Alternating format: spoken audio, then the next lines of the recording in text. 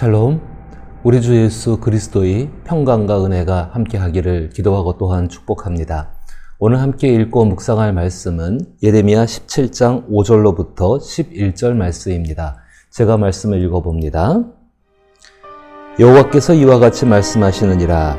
무릇 사람을 믿으며 육신으로 그의 힘을 삼고 마음이 여호와에게서 떠난 그 사람은 저주를 받을 것이라. 그는 사막의 떨기나무 같아서 좋은 일이 오는 것을 보지 못하고 광야 간조한 곳 건건한 땅 사람이 살지 않는 땅에 살리라.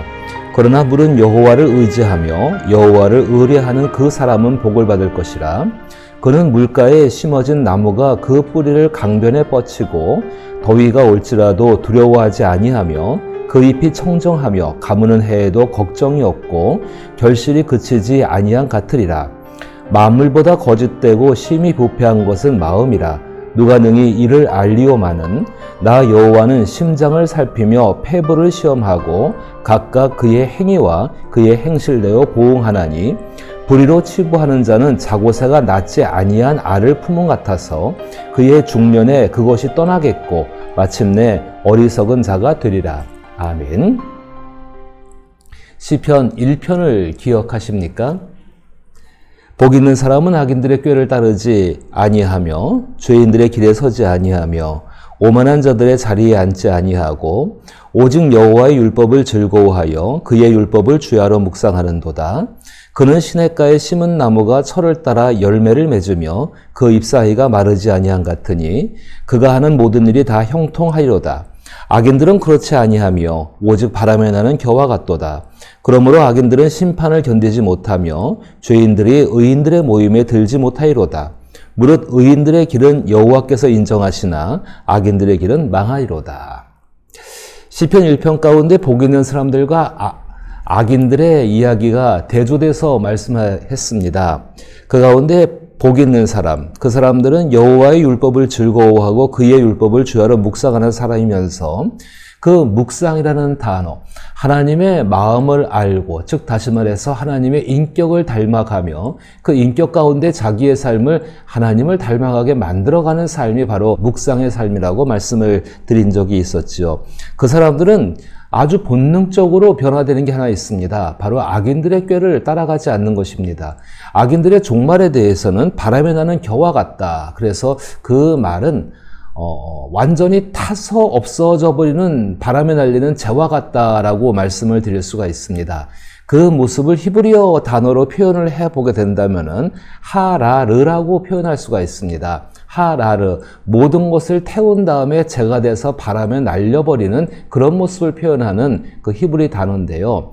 그 단어가 바로 악인들의 마지막 모습이라고 하나님께서 시편 1편 가운데에서 말씀을 하셨죠. 의인들의 모습은 어떠했는가? 3절 보니까 그는 시냇가에 심은 나무가 철을 따라 열매를 맺으며 그 잎사귀가 마르지 아니한 같으니 그가 하는 모든 일이 다 형통하리로다. 오늘 읽으신 예레미야의 본문에도 똑같은 말, 즉 시편 1편에 등장하는 똑같은 말들이 등장을 하고 있습니다. 악인과 의인을 대조하고 있습니다. 그런데 여기서 악인의 모습을 이렇게 말하고 있습니다. 5절 말씀에 여호와께서 이와 같이 말씀하시느니라. 무릇 사람을 믿으며 육신으로 그의 힘을 삼고 마음이 여호와에게서 떠난 그 사람은 저주를 받을 것이라. 그는 사막의 떨기나무 같아서 좋은 일이 오는 것을 보지 못하고 광야, 간조한 곳, 건건한 땅, 사람이 살지 않는 땅에 살리라. 그 광야라는 단어 뒤에 나오는 간조하다, 건건하다, 그리고 사람이 살지 않는다. 이 모든 말이 다 어디로부터 나왔는가? 하라르로부터 나오게 됩니다. 바로 다른 것이 아니라 하나님께서 그 소멸하는 불로다가 모든 것을 태우시고 재가 돼서 바람에 날리는 모습, 소멸되는 것을 의미하게 되겠지요. 바로 그 모습을 악인의 모습에 말씀하고 계시는데 예레미야는 그 가운데에서 특별히 사람을 믿으며 육신으로 그의 힘을 삼고 라고 말씀하고 마음이 여호와에게서 떠난 그 사람은 저주를 받을 것이라 이야기합니다. 마음이 여호와에게서 떠났다. 마음에서부터 하나님이 없다. 바로 이것에 대해서 하나님이 이것을 악인이라고 말씀하시고 계신 것입니다.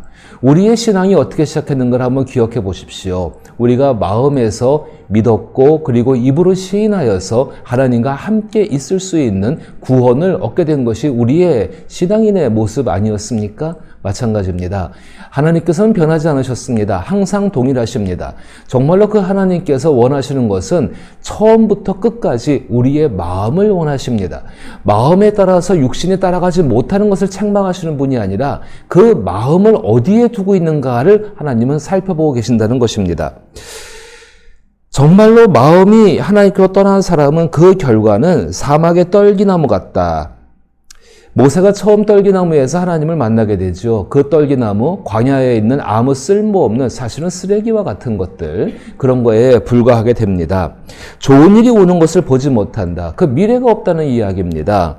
그리고 광야 간조한 곳, 건거한 땅, 사람들이 살지 않은 땅에 살게 된다라고 그가 존재해야 되는, 그가 있는 장소를 이야기하면서 그것조차도 하나님께서 새하늘과 새 땅이 임하실 때 모두 태워서 없애신다라고 말씀을 하고 있습니다. 그것을 오늘 9절 말씀 가운데부터 시작해서는 이렇게 말합니다. 만물보다 거짓되고 심히 부패한 것은 마음이라 누가 능히 이를 알리오마는 이렇게 말하죠. 이스라엘 백성들이 그 자기들의 마음을 갖다가 죄성 가운데 물들어 있는 그 마음을 다스리고 하나님 말씀으로 변화시키고 그 변화된 마음을 가지고서 살아가고자 해야 됐던 것이 바로 이스라엘 백성들, 하나님의 자녀들, 하나님 백성들의 모습이었습니다. 마음이 심히 부패했다. 잠언 가운데에도 7가지의 흉한 것이 우리 마음에 있다고 말하는데 거기서 7가지는 완전수입니다. 그렇다면 우리 마음 안에 죄성이 있다는 것입니다. 하나님과 함께 있을 수 없는 그 어떤 것들이 분명히 존재하고 있고 그것으로 말미암아 어떤 일이 벌어지게 되는가? 자, 마음이라는 것을 뭐라고 생각하십니까? 저는 생각과 느낌이라고 생각합니다. 그 생각과 느낌, 그 생각으로부터 우리의 의지가 나오지요. 그리고 그 느낌으로부터 정서가 나옵니다. 다시 말씀드린다면 마음이라는 것은 우리의 의지와 정서라고도 말씀을 드릴 수가 있습니다. 그런데 이것이 선한 의지를 가지고 선한 정서를 가지고서 선한 느낌으로서 나타낼 수 있도록 행동해야 되는 것이 정상적인 모습입니다. 그런데 죄로 말미암아서 그 죄된 본성으로 말미암아서 그렇게 하지를 못하지요. 숨기게 되는 것입니다. 자기의 악하고 그 흉한 모습들을 숨기고 겉에 외적인 것만 치장하는 모습들이 우리의 모습이고 우리의 마음과 우리의 겉과 속이 다른 모습이 하나님 눈에는 정확하게 드러난다는 것입니다. 그래서 10절 말씀에 나 여호와는 심장을 살피며 폐부를 시험하고 사람 가장 깊은 곳에 있는 것이 심장이고 폐부라고 말씀하시면서 그것을 바로 마음에다가 비유하고 계십니다. 각각 그의 행위와 그의 행실대로 보응하나니 불의로 치부하는 자는 자고새가 낳지 아니한 알을 품은 같아서 그의 중년에 그것이 떠나겠고 마침내 어리석은 자가 되리라. 자고새가 낳지 아니한 알을 품은 같다. 그 자고새는 메추라기라고 말을 할 수가 있는데 그 메추라기가 자기가 낳지 않는 알을 품는다? 이것은 과학적으로 근거가 별로 없는 이야기라고들 말들을 합니다. 이 말이 의미하는 것은 무엇이냐면은 자기가 낳지 않은 알의 새끼는 부화하게 되면은 어미를 떠난다라는 의미입니다. 자기가 정말로 부화해서 그 낳은 알이 자기의 알이면은 어미와 함께 있게 되는데 그렇지 않고 어미를 떠나는 것을 갖다가 표현하는 것입니다. 다시 말해서 마음으로부터 시작하여서 하나님을 떠났기에 그들은 그들의 삶 가운데도 반드시 하나님을 떠날 수밖에 없다는 것을 하나님께서 말씀하시고 그렇게 되는 사람이 누군가 불의로 치부하는 자라고 단정을 지으십니다. 그 불이라는 것이 무엇입니까? 선한 마음과는 전혀 관계없이 정당한 방법과는 관계없이 그 불이 악한 의도를 가지고서 그 악한 의도는 뭘까요? 하나님처럼 자기가 다른 사람을 지배하고 다스릴 수 있다고 정말로 착각하면서 자기가 가진 육신의 힘을 의지해서 다른 사람들의 것을 빼앗고 속여서 악한 방법을 동원해서 자기의 배를 불린 사람들, 바로 그 사람들입니다.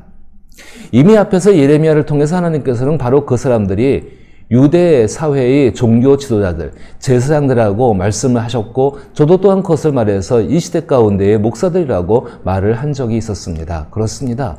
정말로 종교를 이용해서 자기의 배를 불리고자 하는 사람들, 그 사람들이 있었던 것이죠. 영적인 지도자들이 그렇게 되니까 그 사회 가운데는 우상을 사와서라도, 돈을 주고 우상을 사와서라도 자기의 욕심을 채우고자 하는 사회가 되어져 버렸다는 것입니다.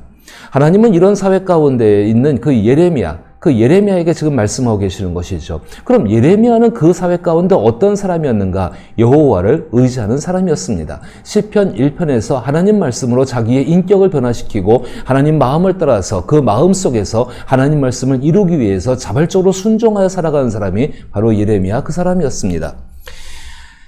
7절에 하나님이 이렇게 이야기하십니다. 그러나 분명한 대조입니다. 무릇 여호와를 의지하며 여호와를 의뢰하는 그 사람은 복을 받을 것이라.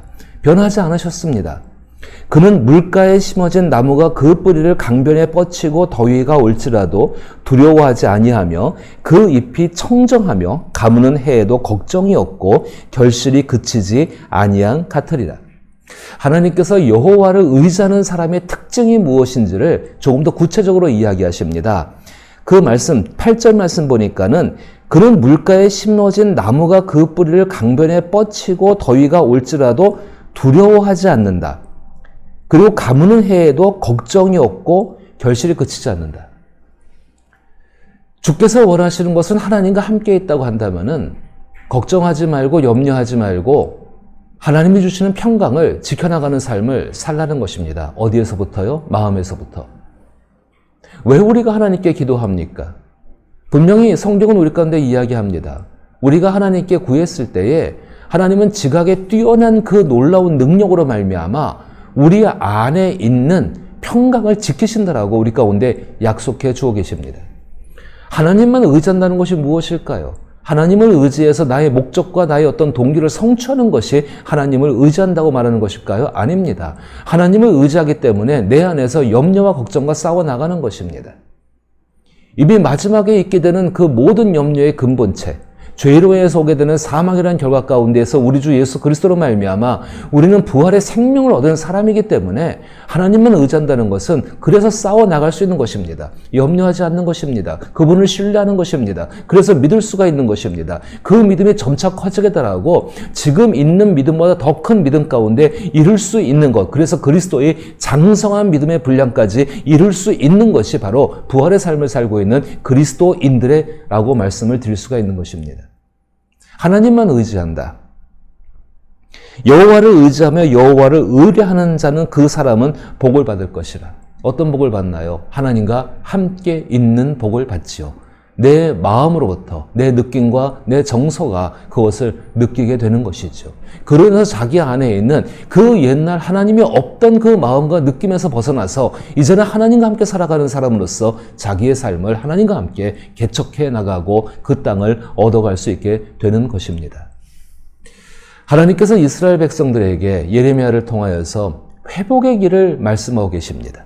그 회복의 길은 무엇인가? 하나님께서 새 언약을 시작하셨고 그 언약 가운데 어떻게 해야지만이 그 언약 속에 들어가서 회복될 수 있는 것인가? 다시금 그들이 그토록 원하는 복 있는 사람, 진정 복 있는 사람이 될 수 있는 것인가? 마음에서부터 시작해야 합니다. 오늘 성경 말씀 가운데에서 9절 말씀에 만물보다 거짓되고 심히 부패한 것은 마음이라고 하나님께서 말씀하십니다. 오늘 우리는 어떨까요? 우리의 마음은 다른 사람들이 알 수가 없죠. 그러나 그 마음을 아시는 분이 계십니다. 하나님이십니다. 만약 당신이 너무 힘이 없고 너무 고통스러운 상황 가운데 어떻게 할 수가 없을 때 하나님은 그 마음을 알고 계시고 그 마음에서 나오는 소리를 듣기를 원하십니다. 주 예수가 이 땅에 오셔서 첫 번째 설교를 산 위에서 시작하실 때에 하신 이야기는 그 마음에 관계된 것들 아니었습니까? 그 마음이 상한 사람들, 마음이 가난한 사람들, 마음이 애통한 사람들, 그리고 그 마음에서 하나님의 의와 그의 나라를 구하는 사람들, 그 사람들 향해서 복을 선포하지 않으셨습니까? 그 복은 모두 하나님이 함께 하시는 복이었습니다. 그럼 그 복 속에 있다고 한다면 그 사람들은 당연히 걱정과 염려와 싸워나가서 그리스도 예수로 말미암아서 승리하는 삶들을 살아갈 수 있었다는 것입니다. 그 약속은 또 하나님의 그 행하시는 일들은 변하지 않았습니다. 오늘 예레미야가 동일하게 이야기합니다. 자, 이제 예레미야 개인에게로 돌아와 봅니다. 얼마나 힘들었을까요?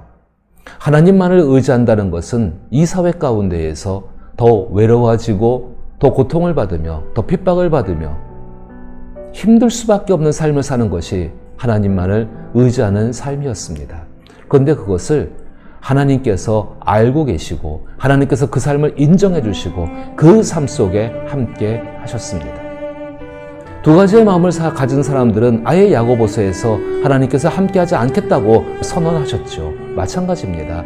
이 예레미야 시대의 이 유다의 백성들이 외적으로, 정치적으로, 경제적으로 모든 문제 가운데에서 정말 구원자가 하나님이라는 것을 인정하고 그들의 마음으로부터 그들 마음속에 있는 그 흉악하고 거짓된 것들을 인정하고 돌아와서 하나님 앞에 손을 내밀며 내 마음을 주께서 내 심장을 고치듯이 내 폐를 고치듯이 고쳐달라고 간구했을 때에 하나님은 분명히 그 일을 행하셨을 것입니다. 오직 예레미야만이 그 일 가운데 남아있고 이제 정말로 소수들, 예레미야와 함께했던 바룩이라든지 예레미야의 삶을 따라갔던 그 사람들만이 오직 하나님 앞에 이 길을 걸었던 것입니다. 우리 사랑하는 위더스 교회 성도로들, 마음을 다스리십시오. 저는 잠언을 읽으면서 가장 중요한 말씀이 솔로몬이 자기의 아들에게 아들아 내 마음을 나에게 달라라고 말하는 바로 그 부분이 제일 감동 깊습니다. 오늘도 하나님께 나의 마음을 드리고 그리고 그 마음이 온전치 못함을 주의 성령의 은혜 가운데 그리스도의 피로 말미암아 새롭게 달라고 기도하고 또 받은 마음의 감동과 느낌을 가지고서 한날을 살아갈 수 있기를 나사렛 예수 이름으로 축복합니다.